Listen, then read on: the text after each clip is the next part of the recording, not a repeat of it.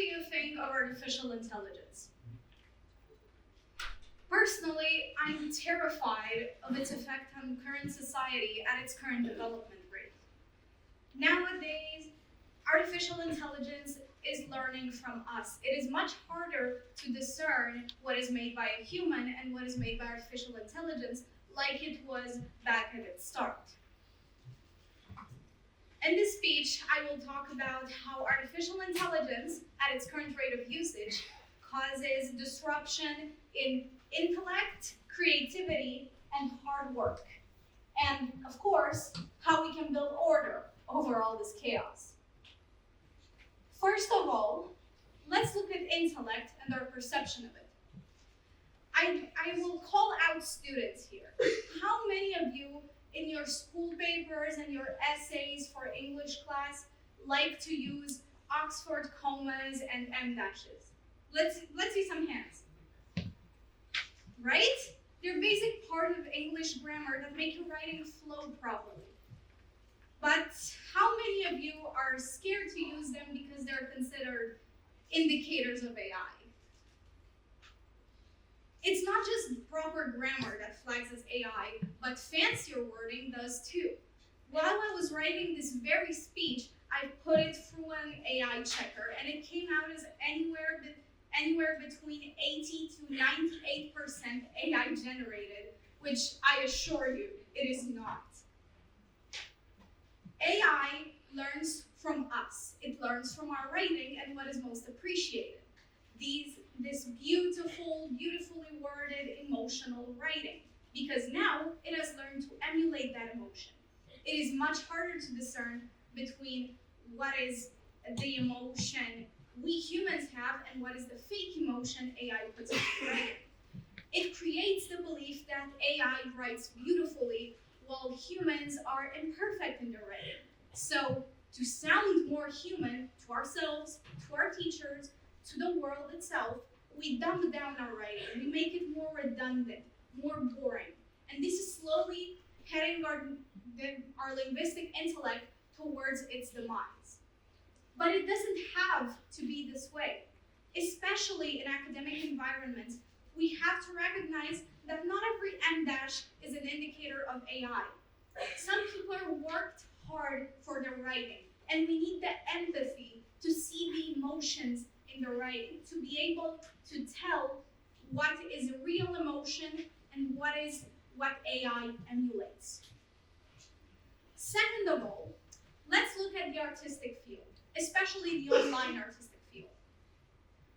Back at the start of what we now call AI art, it was very easy to tell what pieces were made by a human and which were AI generated.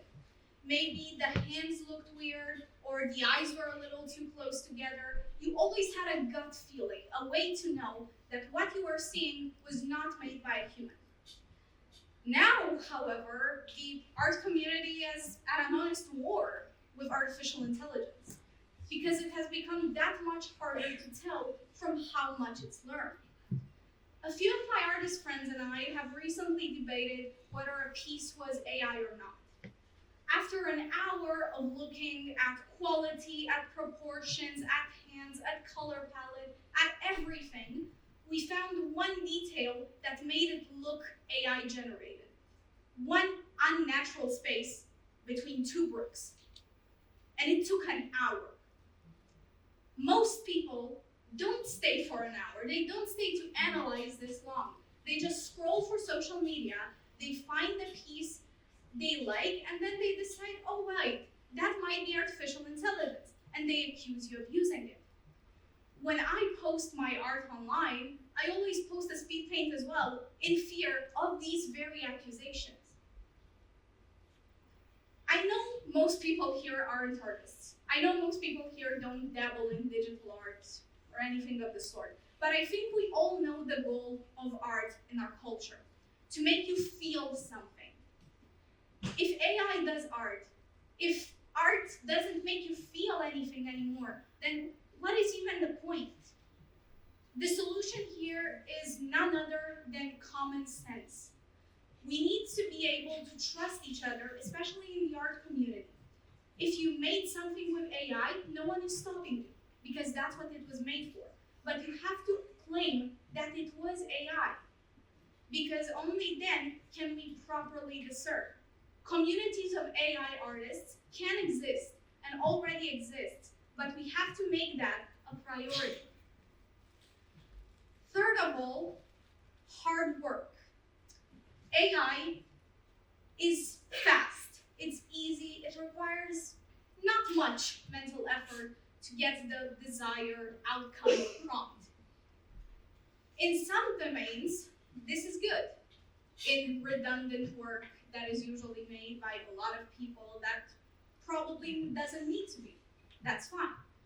However, the problem is that we're using artificial intelligence for everything from a basic research to creating art. I will address students again.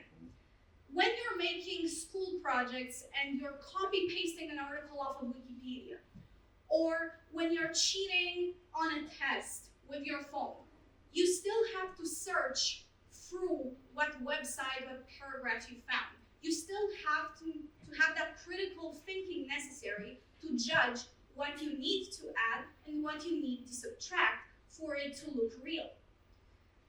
With artificial intelligence, there is none of that. The only critical thinking is just engineering the prompt. It requires less mental effort. It is easier. But creation doesn't have to be easy. Beethoven was deaf, and he made some of the greatest music in the world. Claude Monet pioneered Impressionism and then continued to paint, while his sight was failing to complete blindness. Picasso didn't even know himself in his dementia, and he still managed to paint self-portraits. I have drawn without my glasses before, and it's not as beautiful as my other works, but it is still the effort of creation, and it is still art. If we continue down this path of convenience over emotion, and we continue to use AI going as far as to generate our culture, if our culture generated with artificial intelligence, then in the future, will there even be proof we existed at all? To conclude, we don't need to combat artificial intelligence. We need to learn to live with it.